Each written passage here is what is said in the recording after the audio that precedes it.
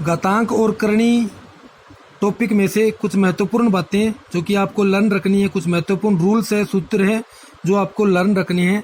ध्यान से देखिए। सबसे पहला रूल है a⁻m, यानी कि a की घात m गुणा a की घात n।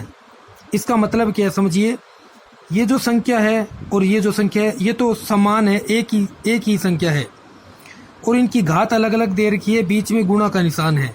तो इसका क्या मतलब बनेगा, इसका मतलब बनेगा a वो जो संख्या है वो यहाँ पर रख देनी है और बीच में गुणा का निशान है, तो इनकी जो घात दे रखी है ये आपस में जुड़ जाएगी, यानी कि प्लस हो जाएगी, m + n हो जाएगी।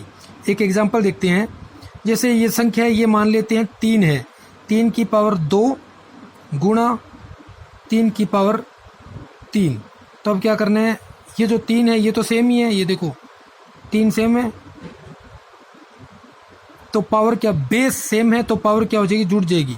तो क्या बेस को एक बार लिख देना है और पावर को जोड़ के लिख देना है, 3 और 2 5, इस तरीके से। दूसरा रूल देखिए, दूसरा सूत्र देखिए। कोई भी संख्या है उसकी पावर है m, बट्टा में कोई भी संख्या है वो सेम ही संख्या है, ठीक है, ये सेम ही संख्या है, बट्टा में है n, बट्टा में सॉरी a की पावर क्या है n है, यानी कि 1 की घात n है।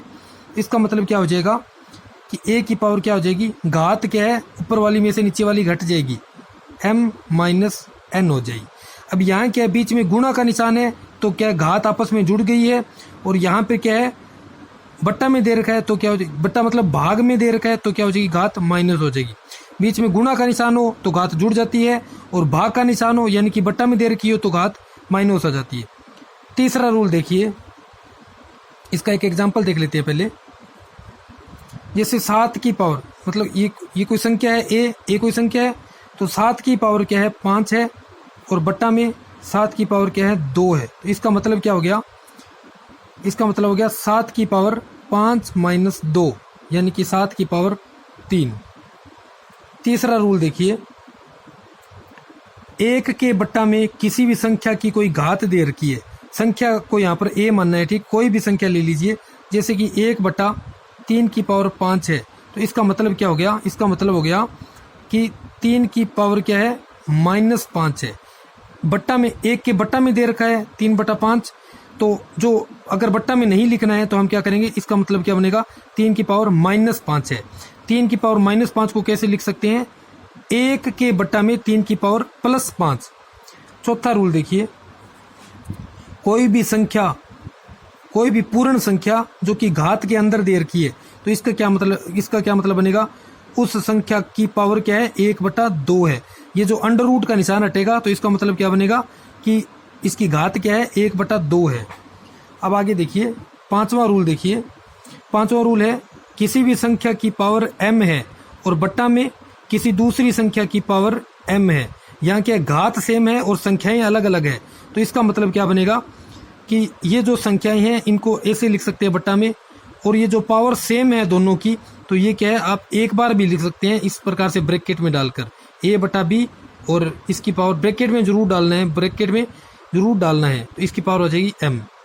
छठा सूत्र देखिए, छठा रूल देखिए, किसी भी संख्या की पावर m है और ब्रैकेट में डाल रखा है और यहाँ पर कोई पावर और दे रखी है, तो इसका मतलब हम क्या करेंगे, इसका मतलब होगा कि 1 की पावर क्या हो जाएगी, गुणा हो जाएगी m × n, यानी कि a की पावर क्या हो जाएगी m n हो जाएगी। कोई एग्जांपल से आप, ठीक है, जैसे कि एग्जांपल देता हूँ, 2 की पावर 3 है और बाहर 5 दे रखी है पावर, तो इसका मतलब क्या हो जाएगी, 2 की पावर 3 × 5 बराबर 2 की पावर क्या हो जाएगी जी 15 हो जाएगी, ठीक है। तो ये कुछ रूल्स हैं, आपको उम्मीद करता हूँ कि अच्छे से समझ में आ गए होंगे। तो अगर हमारी वीडियो पसंद आई हो तो वीडियो को लाइक कर देना और कमेंट में बताना कि वीडियो कैसी लगी, और हमारे चैनल को सब्सक्राइब कर लेना ताकि ऐसी ही इन्फॉर्मेटिव वीडियोज़ की अपडेट्स आपको सबसे पहले मिले। Thanks for watching.